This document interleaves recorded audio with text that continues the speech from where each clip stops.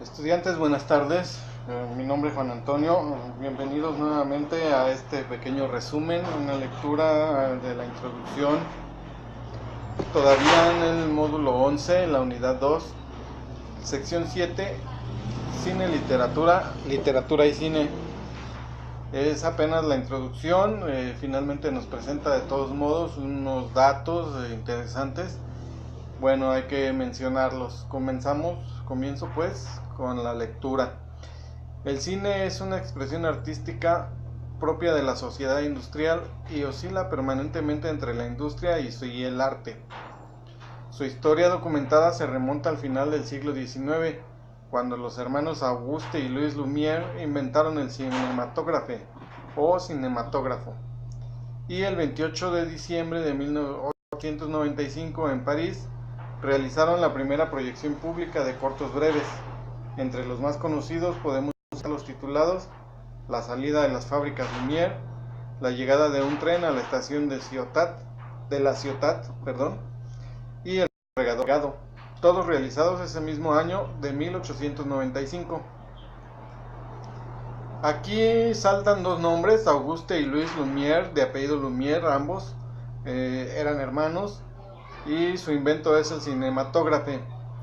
Luego salta también una fecha, 28 de diciembre de 1895, posiblemente el año sea el que me gusta ¿cómo se llama? Para examen, para pregunta de examen, en 1895, y los títulos de los rodajes de las películas: La salida a las fábricas Lumière, La llegada de un tren a la estación de la Ciotat y El regado. Continuamos entonces. Entre los espectadores de las primeras funciones de los hermanos Lumière se encontraba Georges Méliès, un prestidigitador que dirigía un teatro en París. Entusiasmado por el espectáculo, Méliès quiso comprar el invento de los hermanos Lumière, pero el padre de estos se rehusó a venderlo, considerando que no tenía futuro comercial. Para ello, Méliès persistió y logró adquirir una cámara para filmar sus propias películas, en un estudio construido por él mismo, en Montreuil, en los suburbios del este de París. El viaje a la luna es considerada la más célebre de sus películas, filmada en 1902. En ella, la ficción y la realidad son entremezcladas con la ayuda de decorados ad hoc y de efectos especiales, cuyas técnicas todavía mueven a discusión. Nuevamente, el lugar no, posiblemente Montreuil no venga en los suburbios del este de París. Sin embargo, creo que el viaje a la luna puede venir asociada al apellido Méliès, y en 1902 es la fecha de esta película. Entonces es posible que nos preguntaran algo en examen para que lo tengan en cuenta. La beta creativa abierta por Méliès fue explotada por Edwin S. Porter en Estados Unidos. En 1903 realizó el primer trabajo de montaje de escenas de bomberos en acción con secuencias filmadas por él mismo. El resultado fue la película La vida de un bombero americano en 1903. Bien, nuevamente ya no fue Méliès, ahora es Edwin S. Porter en Estados Unidos, y filma en 1903 una película llamada La vida de un bombero americano, y era algo así como un reality show. Para entenderlo en la actualidad le llamamos ahora reality show, que es escenas de los bomberos en acción. Ese mismo año, quiero decir 1903, depuró su técnica de montaje en la película El gran asalto del tren. Con Méliès y Porter, el cinematógrafo dejó de ser una curiosidad técnica para convertirse en un medio de expresión de la creatividad de los realizadores del nuevo arte. Como la industria manufacturera en su primera época, el cine fue desarrollado artesanalmente, pero con las mejoras técnicas y bajo el empuje del impacto social provocado, pronto dio el salto hacia la producción industrial, expresada en el surgimiento de grandes empresas. Cabe a la Société Pathé Frères el honor de ser la primera gran compañía de la industria cinematográfica. Fundada el 28 de septiembre de 1896, fue la más importante productora de películas y de discos fonográficos. En 1902, la Société Pathé compró la patente de los hermanos Lumière y las mejoraron continuamente. Hasta el inicio de la Primera Guerra Mundial, la empresa controlaba el mercado europeo. Algunos estiman que el 60% de las películas de esta época fueron rodadas con equipos Pathé.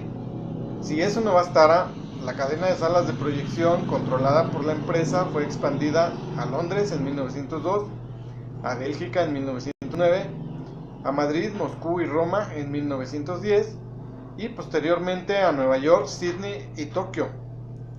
En 1927 los estudios Pathé de Gran Bretaña fueron vendidos a Kodak, cuando comenzó el desarrollo británico del cine. En la costa este de Estados Unidos, durante la primera década del siglo XX, Thomas Alva Edison buscó mantener el monopolio de la naciente industria cinematográfica. Amparado en la patente de su kinetoscopio, cuenta la leyenda que algunas de las disputas de Edison con sus competidores debió ser zanjada a balazos y, para escapar de las reglamentaciones de los mercados, los productores decidieron desplazarse a la costa oeste y en un pequeño poblado llamado Hollywood, enclavado en California, encontraron las condiciones climatológicas propicias para una industria ávida de luz. Aquí el comentario es, bueno, Thomas Alva Edison en la costa este, comenzó a hacer cine amparado en su patente del kinetoscopio. Hay que investigar qué era el kinetoscopio, que si mal no recuerdo era entonces el proyector de películas cinematográficas. Entonces investiguenlo para que tengan una idea de qué es lo que se está hablando. Y bueno, continuamos. Productores como Carl Laemmle, William Fox, Cukor y Jesse Lasky, Samuel Goldwyn y Louis B. Mayer implantaron en la nueva locación las empresas Universal, 20th Century Fox, Paramount y Goldwyn Mayer, entre otras. El proceso de cartelización experimentado por la industria manufacturera también influyó en el desarrollo de la industria cinematográfica. Y para controlar el mercado desde la producción hasta la exhibición, algunas de esas empresas fueron fusionadas en grandes compañías como 20th Century Fox y Metro-Goldwyn-Mayer. Que repasemos otra vez este parrafito, nos dice que había varias empresas, esas empresas queriendo controlar el mercado desde que producen las películas, desde su filmación hasta su proyección en las salas de cine, se fusionaron con las grandes, que en este caso fue 20th Century Fox y Goldwyn-Mayer, que después cambió al nombre Metro-Goldwyn-Mayer. Esto es así como sucede, y a fin de que lo entendamos un poquito mejor, esta pequeña explicación. Productores independientes como Charles Chaplin lo recordarán, fue un productor, se llama, ¿cómo se dice? Muy conocido, es de los más importantes, actor, productor de cine, del cine mudo, precisamente. Más adelante hablaremos del cine mudo y el cine sonoro. Supongo yo ya que todos sabemos que hubo una época de cine mudo, de donde las películas eran solo imagen, no había palabras. Y finalmente, bueno, Charles Chaplin está como alguien conocido, creo yo que podemos entenderlo bien. Douglas Fairbanks ya no me parece tan conocido a mí en lo personal, Mary Pickford tampoco. Y ellos pues lucharon con denuedo para mantener su independencia y crearon firmas como la United Artists para oponerse a los dos grandes oligopolios. Denuedo, la definición que nos da nuestro material dice brío, valor, intrepidez, y oligopolio es un mercado en el que unas pocas empresas llevan a cabo la producción de un bien o servicio. Luego entonces nos dice a los dos grandes oligopolios, ¿cuáles eran? 20th Century Fox y Metro-Goldwyn-Mayer eran los dos grandes oligopolios. ¿Por qué se dice que son pocas empresas las que llevan a cabo la producción en bienes y servicios?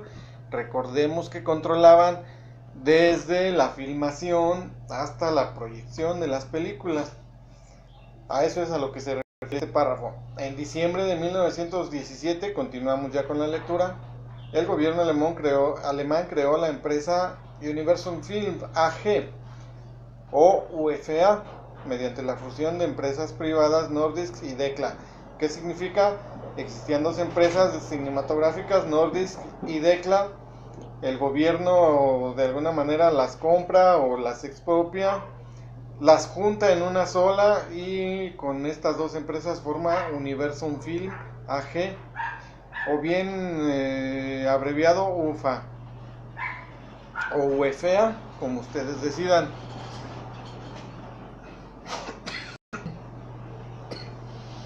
La nueva empresa estatal quiere decir que estas dos empresas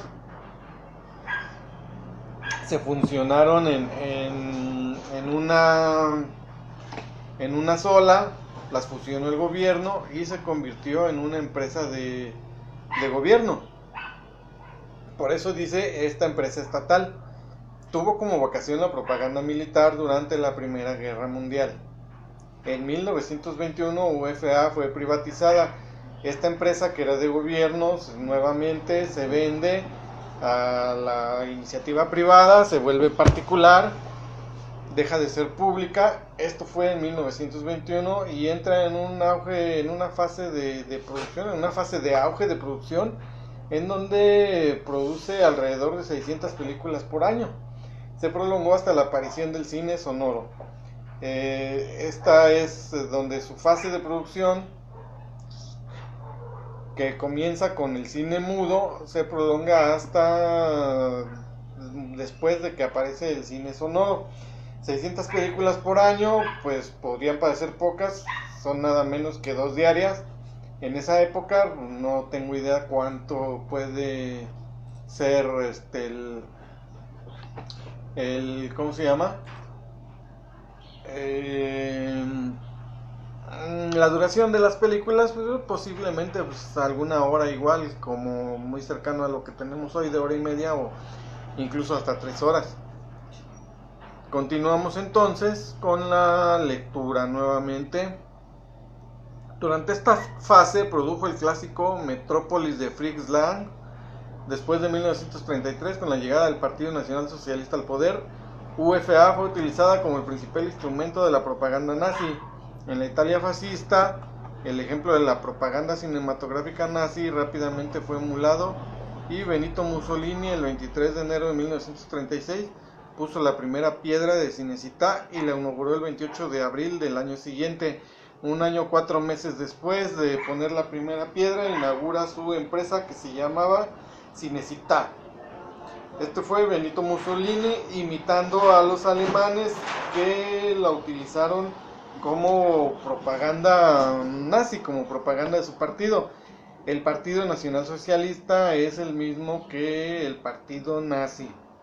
Esto, como tomen una notita mental para que vayamos ubicando más o menos de qué nos habla nuestro material.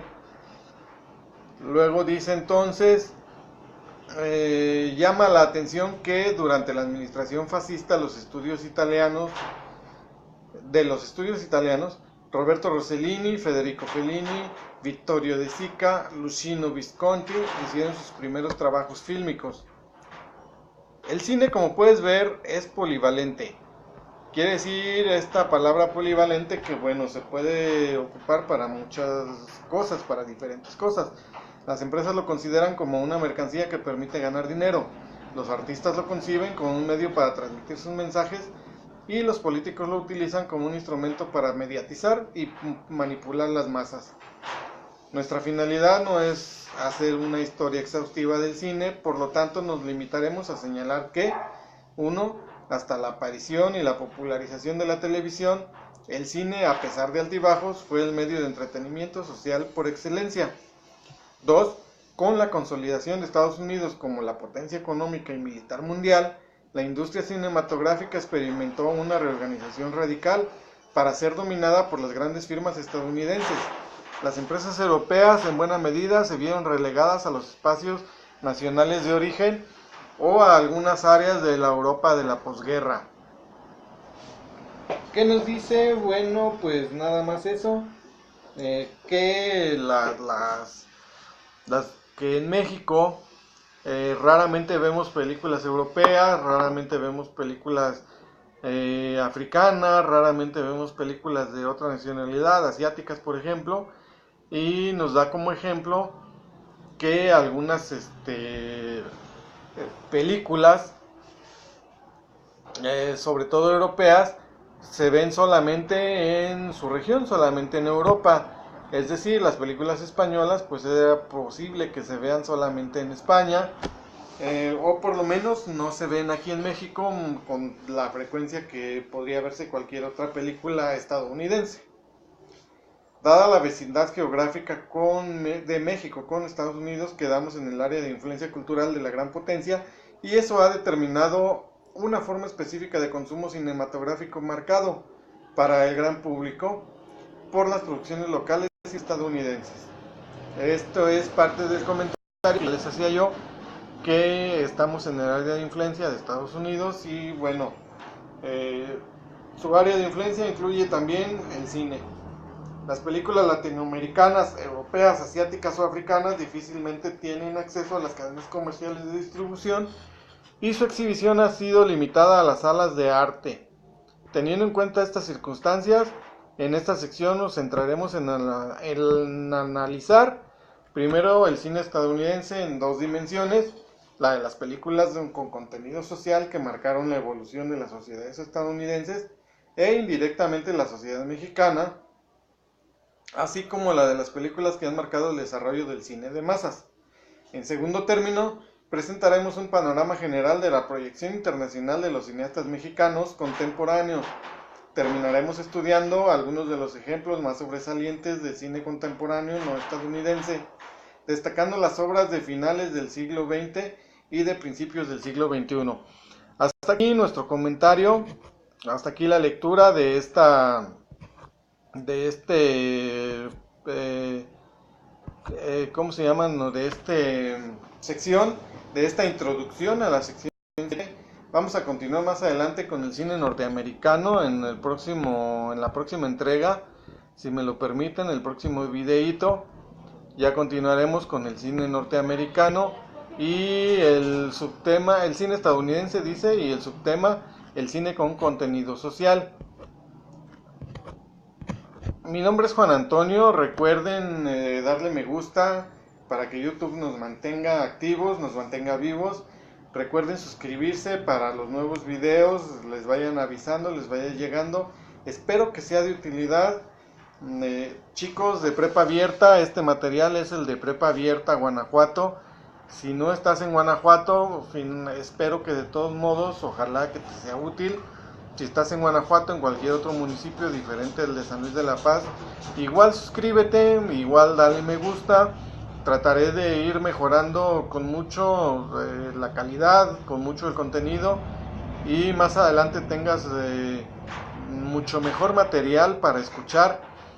Me parece interesante que lo tengas disponible para efectos de que si te resulta pesado en las noches, te resulta pesado en algún momento, tienes poco tiempo, ocupes los traslados de tu domicilio al trabajo, del trabajo a tu domicilio, a fin de que lo escuches este pequeño audio.